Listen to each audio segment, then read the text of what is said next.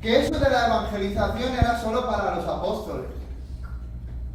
Digo, Mateo 28:19 fue dirigido a los apóstoles. Conclusión: nadie más tiene que predicar el evangelio. Vale. ¿Y todas las naciones que quedan? No, eso solamente las personas que tienen imposición de manos, de generación en generación, de sacerdote a sacerdote, de obispo a sacerdote, solo esos pueden predicar el evangelio. Bueno, empiezo a mirar el Nuevo Testamento, lejos de ser así. Vamos a exponer lo que pone aquí, hermanos. La gran comisión, hermanos, fue dada por el Señor Jesús en Mateo 28:19. Leamos. Si se pueden ir poniendo los versículos, mejor. Id, oyendo, haced discípulos a todas las naciones, bautizándolos en el nombre del Padre, y del Hijo, y del Espíritu Santo, y enseñándoles que guarden todas las cosas que os he mandado. Y aquí yo estoy con vosotros todos los días hasta el fin del mundo. Bueno, pues esa gran comisión que les dio a los apóstoles de ir oyendo, hacer discípulos, personas de todas las etnias, de todas las etnos y de todas las naciones. Esa tarea no estaba cumplida ni muchísimo menos en el siglo I. Y todas las personas que vienen de América Latina ya lo saben. Allí no había llegado el Evangelio sino hasta después de Cristóbal Colón, en alguna forma. Entonces es importante saber que la tarea no ha terminado. Habíamos visto el otro día en Hechos, capítulo 2, lo que Pedro dijo, ¿no? Que esto es para vosotros, para vuestros hijos, para los que están cerca y lejos, y para los que, pues, a todos los que el Señor nuestro Dios llamare. Y leíamos que en Hechos, capítulo 1, teníamos en Jerusalén, en toda Judea, en Samaria y hasta lo último de la tierra. En un montón de sitios, hermanos, y todavía hay tribus no alcanzadas y tribus que no tienen el Nuevo Testamento en su idioma. Así que la gran comisión todavía está vigente, evidentemente. Pero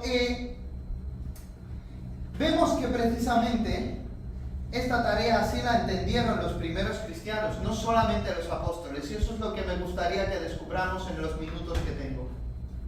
Que no es algo que los apóstoles solo entendieron como una tarea de ellos, sino es una tarea que la iglesia primitiva ha entendido que está en sus hombros.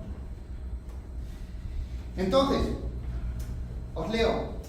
Vemos que precisamente así lo entendieron los primeros cristianos, quienes no han relegado esta responsabilidad solamente en los apóstoles de Jesucristo, sino que ellos mismos lo predicaban, fuesen a donde fuesen. Acompañadme a Hechos capítulo 8, versículo 1 y versículo 4. Y en Hechos 8, 1, se nos dice que Saulo estaba de completo acuerdo con ellos en su muerte. En aquel día se desató una gran persecución en contra de la iglesia de Jerusalén. La iglesia de Jerusalén había pensado, los apóstoles pensaban que ahí se tenía que quedar la cosa. Ellos predican a los judíos, un poco más y ya está. Pero el Señor ha levantado una persecución, utilizando a Pablo y a otros, en contra de la iglesia de Jerusalén. ¿Y qué pasó? Y todos fueron esparcidos por las regiones de Judea y Samaria, excepto los apóstoles. Ajá. Y algunos, versículo 2, hombres piadosos sepultaron a Esteban, etcétera, etcétera. Y vamos al versículo 4. Así que los que habían sido esparcidos, ¿qué hacían? Iban predicando la palabra. Ajá. O sea que la iglesia primitiva, excepto los apóstoles, el resto que fue esparcido, ha interpretado que tenía que hacer ¿qué? Predicar la palabra. Entonces, esto no es una ocurrencia de los evangélicos, hermano. La primera iglesia ha entendido que los apóstoles se quedan en Jerusalén y nosotros expandimos, esparcimos la palabra. Si todavía os quedan dudas, vayamos a ver el caso de una iglesia en una epístola, como lo han entendido ahora los tesalonicenses. Y en la primera carta a los tesalonicenses, capítulo 1, versículos 8 al 9, vamos allí. Primera de Tesalonicenses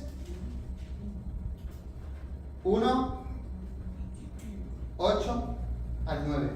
Dice: porque saliendo de vosotros, los tesalonicenses, acordaos, son la iglesia modelo. Era la mejor iglesia de aquellas a las que Pablo se dirigía. Dice: porque saliendo de vosotros, la palabra del Señor ha resonado, no solo en Macedonia y Acaya, sino que también por todas partes vuestra fe en Dios se ha divulgado. De modo que nosotros no tenemos necesidad de hablar nada. Que los apóstoles no tenían necesidad de hablar nada, porque ¿quiénes se encargaron de esparcir la buena nueva? Iglesia. La iglesia. En varias regiones. Y dice: en todas partes vuestra fe en Dios se ha divulgado. Incluso el testimonio, mirad.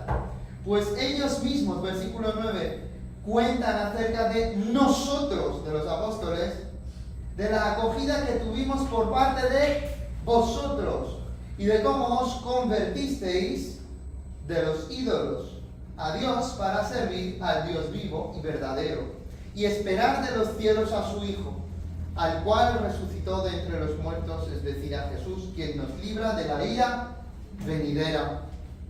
Muy importante.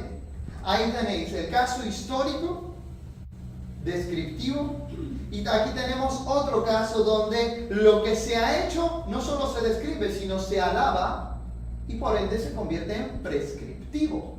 Si el apóstol alaba algo que ellos están haciendo, se vuelve prescriptivo, no descriptivo meramente. Vemos asimismo que el apóstol Pablo alabó a la iglesia de Tesalónica por haber estado predicando el Evangelio de tal forma que ya no les era necesario a los apóstoles acometer esta tarea en aquella región. Así, una iglesia cuyos miembros participan activamente en la expansión del Evangelio de Cristo es considerada ejemplar por ser obediente a la tarea de la Gran Comisión. Por esta misma razón, leemos en la epístola a los Efesios, capítulo 6, versículo 15, que nos habla de la armadura de Dios. Y dice: la exhortación que nos hace el apóstol Pablo es a ponernos el calzado del apresto del Evangelio de la paz. O sea que de día a día el cristiano tiene que estar listo, preparado, calzado, para ir allí donde tenga que ir para hablar la palabra de Dios a los inconversos. El calzado del apresto del Evangelio de la paz, es decir, que estemos preparados para compartir la buena nueva en nuestro día a día, vayamos a donde vayamos, para testificar de la verdad de la buena nueva, de la paz y reconciliación que Dios desea que todos los hombres y mujeres lleguen a tener con Él por medio de la fe en su Hijo Jesucristo, como Señor de sus vidas y Salvador de ellos, del pecado y de sus consecuencias eternas. Hermanos, por todo ello, por lo visto hasta ahora, porque debemos como iglesia estar preparados, listos y dispuestos a predicar el Evangelio, es que leemos en Romanos 10, 14 al 15. Romanos 10, 14 al 15. ¿Cómo pues invocarán a aquel en el cual no han creído? Porque el que invocar el nombre del Señor Jesucristo será salvo. Pero ¿cómo invocarán a aquel en el cual no han creído? ¿Y cómo creerán en aquel de quien no han oído? ¿Y cómo oirán sin haber quien les predique?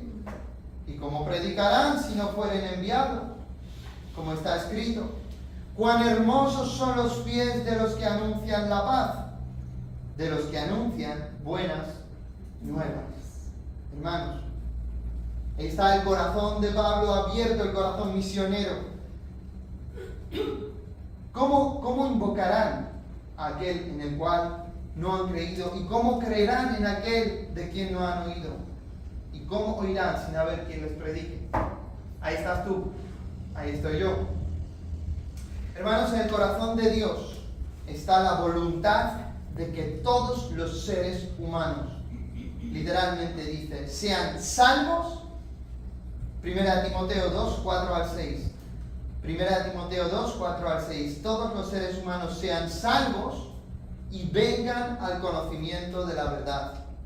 Porque todos necesitan saber que hay un solo Dios y un solo mediador entre Dios y los hombres, Jesucristo hombre, el cual se entregó a sí mismo en rescate por todos. Nosotros amamos a Dios, hermano. Tú amas a Dios. Y amamos a los seres humanos que nos rodean. Amarás al Señor y amarás a tu prójimo. Y es por esta causa que queremos, como iglesia, que el único posible mensaje de esperanza y reconciliación con Dios, el cual ha transformado ya nuestras vidas cuando creímos en Jesús, llegue también a todo hombre y mujer de La Rioja y de España. Así que pongámonos, hermanos, el calzado del apresto del Evangelio de la paz y salgamos y anunciemos las buenas nuevas. Porque sin Cristo el mundo perece, pero con Cristo todo es resucitado, todo es vivo, todo es renovado. Que Dios nos ayude en esta tarea, Señor. Gracias por tu palabra, porque tú nos instruyes y nos enseñas a que salgamos de nuestras cuatro paredes, salgamos de la comodidad y vayamos ahí donde tú nos llamas. Ayúdanos, Señor, a acometer esta tarea en nuestro día a día y como cuerpo de Cristo, como iglesia, en el culto que vamos a tener principal en octubre y el siguiente sábado después en la calle. Ayúdanos a alcanzar a esas almas, a esas personas, y a cada uno, Señor, ayúdanos a alcanzar a la gente que nos rodea, para que ellos también puedan poner su fe en ti y tener vida eterna. Llénanos del Espíritu Santo, perdona nuestros pecados, ayúdanos a vivir una vida que a ti te agrade, y bendice a toda tu iglesia en el nombre de Jesús. Amén. Amén.